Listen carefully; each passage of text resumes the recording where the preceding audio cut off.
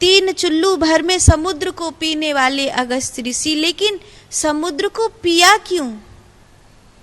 और अगर एक इतनी बड़ी मात्रा में जल को किसी ऋषि ने पी लिया तो धरती पर उस जल की पूर्ति कैसे हुई? इसके संबंध में 2-3 कथाएं हैं। आतापी वातापी नाम के 2 राक्षस थे। ये क्या करते थे? ब्राह्मणों को भोजन कराते थे और भोजन कराने के साथ साथ ही वातापी भोजन के संग उसके पेट में चले जाता था और आतापी अपने भाई वातापी को निकालने के लिए उस ब्राह्मण के संपूर्ण पुण्य को खा जाता था। इस तरह जितने भी तपस्वी, योगी, संत, ये दोनों भाई केवल और केवल उनके पुण्य को खाने का काम करते थे और इतने प्रेम से ये व्यवहार करते थे कि किसी साधु संत को पता ही नहीं चलता था कि ये हमारी संपूर्ण तपस्या के पुण्य को निचोड़ लेने के लिए हमको ये भोजन करा रहे हैं। एक बार मार्ग में जाते अगस्त मुनि को न्योता दे दिया। अगस्त मुनि तपस्या से लौटे थे। इन्होंने विशोषणी नाम की विद्या को प्राप्त किया था।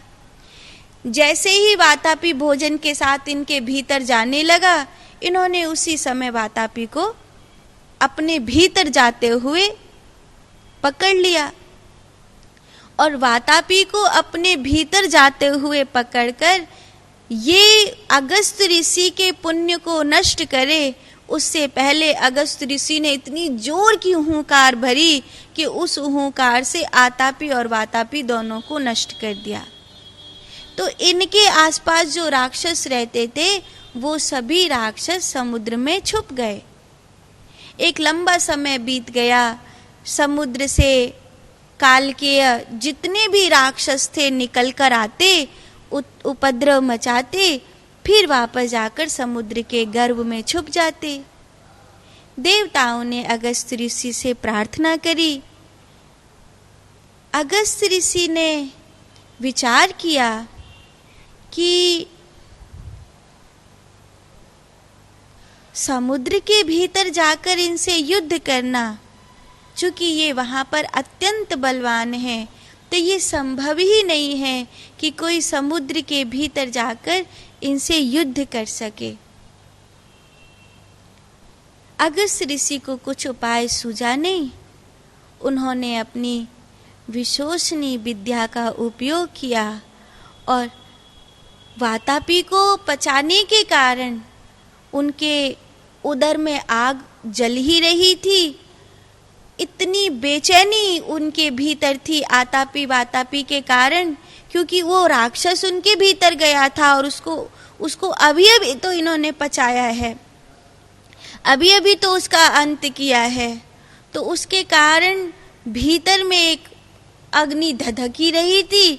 तो उन्होंने समुद्र को भरा और पूरे समुद्र को पीने लगे। वहां तक उन्होंने समुद्र को पिया जहां से वो राक्षस निकल न आए। राक्षसों के निकलते ही देवताओं ने उनको नष्ट किया। काल के जितने भी राक्षस थे वो सब नष्ट हुए। काल के उन सभी राक्षसों के नष्ट होने पर समुद्र का जल आपको वापस देना पड़ेगा, अन्यथा सृष्टि का संतुलन समाप्त होगा। तब अगस्त ऋषि ने श्री विष्णवे नमः भगवान की स्तुति करी और महादेव को पुकारा। भगवती गंगा धरती पर आ ही रही थी। भगवती गंगा के आगमन से जितना जल उन्होंने लिया वो सब जल की पूर्ति गंगा मैया ने धरती पर आकर के करी। गंगा मैया के आगमन से धरती पर पुनः जो संतुलन समाप्त हुआ था वो संतुलन स्थापित हो गया। उन्होंने अपने मूत्र द्वार के द्वारा उस खार को विसर्जन करने का प्रयास किया, जिससे उस प्रकार के समुद्र की धारा उत्पन्न हुई जिसमें न कोई स्नान कर सकता है न कोई वहाँ जा सकता है, उस तरह की एक धारा उत्पन्न हुई। अगस्त ऋषि ने कहा कि मुझे ऐसा नहीं करना चाहिए था, पर इस सृष्टि में नरक और स्वर्ग सभी होते हैं, 7 समुद्रों में अगर उस तरह का भी कोई स्थान हो तो ये सृष्टि है, ये सब कुछ झेल लेती है। ऐसा कहकर अगस्त मुनि आ गए, लेकिन उन्होंने ऐसा कर्म किया है, इसीलिए उसका प्रायश्चित उनको करना होगा। प्रायश्चित करने के लिए वो भारत के दक्षिणी छोर पर गए। दक्षिणी छोर पर उन्होंने एक लंबे समय तक तपस्या करी। जिस समय वो वहाँ तपस्या करने गए थे, उस समय वहाँ उन्होंने एक बालक के क्रोध को देखा। इतना अधिक क्रोध, जैसे वो हर एक अन्याय को नष्ट करना चाहता है। छोटा छोटा अन्याय भी बड़े बड़े दंड का स्वरूप उसको जान पड़ता है। इतना क्रोध क्यों? क्रोध शरीर को भस्म करता है। क्रोध आत्मा के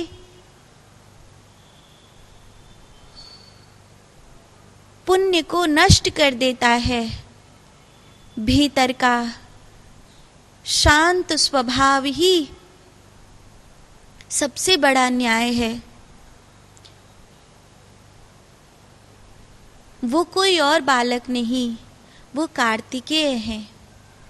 कार्तिकेय जिनको ऐसा लगता है कि मेरे साथ अन्याय हुआ। माता पिता ने 2 भाइयों को भेजा, जाओ सृष्टि की परिक्रमा करके आओ। एक भाई सृष्टि की परिक्रमा करने चला गया और दूसरा तो गया ही नहीं। अपने माता पिता का परिक्रमा क्रम पूरा करके और घोषित कर दिया गया कि उसने सृष्टि की परिक्रमा कर ली। क्या मैं माता पिता का सम्मान नहीं करता था? क्या मैं माता पिता को प्रेम नहीं करता था? ये कोई न्याय नहीं है, ये अन्याय हुआ है। ये बहुत बड़ा अन्याय हुआ है। जब तक मैं सृष्टि की परिक्रमा करके आया, मेरे माता पिता ने और समस्त देवताओं ने उसको स्वीकार कर लिया। मैं जो उन्होंने कहा था वही किया। मुझे कुछ नहीं मिला। इस सृष्टि की परिक्रमा करने के बाद मैं अनाथों की तरह सबकी ओर देख रहा था। क्या ये अन्याय नहीं है? अगस्त ऋषि ने कहा, जब हम किसी सत्य को अपनी ओर से देखते हैं तो वो वैसा ही दिखता है जैसी हमारी आँख है। जब हम उस सत्य को दूसरे की तरफ से देखते हैं तो वो वैसा ही दिखता है जैसी उसकी आँख है। अगर सचमुच किसी सत्य को देखना है तो ना दूसरे की तरफ से देखो, ना अपनी तरफ से देखो।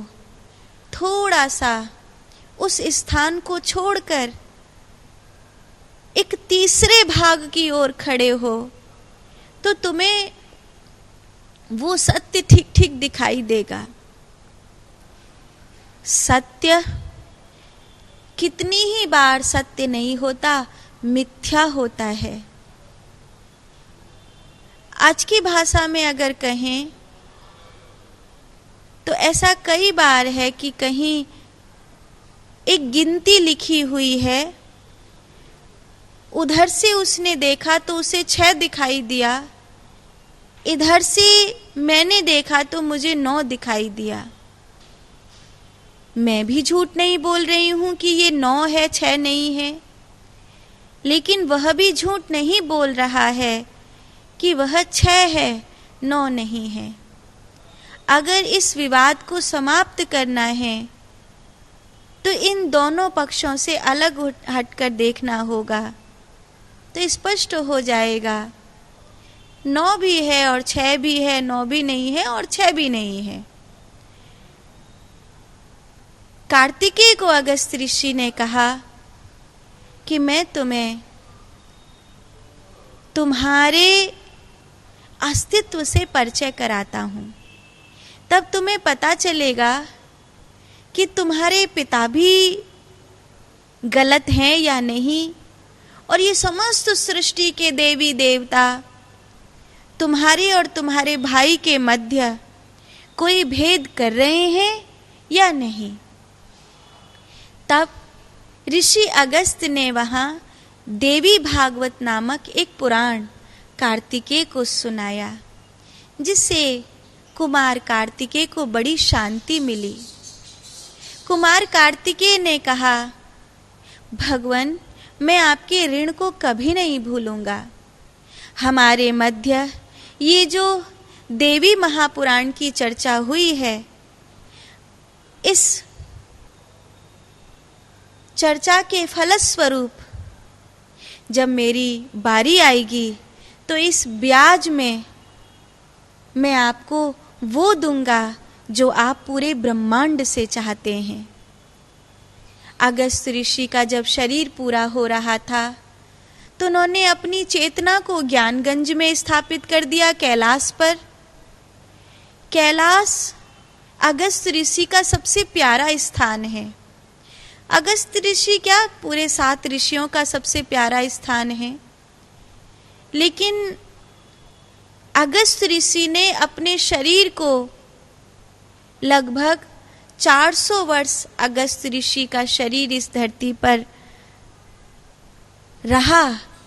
अगस्त्य ऋषि उन सप्तऋषियों में से हैं जो अमर हैं, तो उन्होंने अपनी चेतना को कैलाश पर छोड़ा।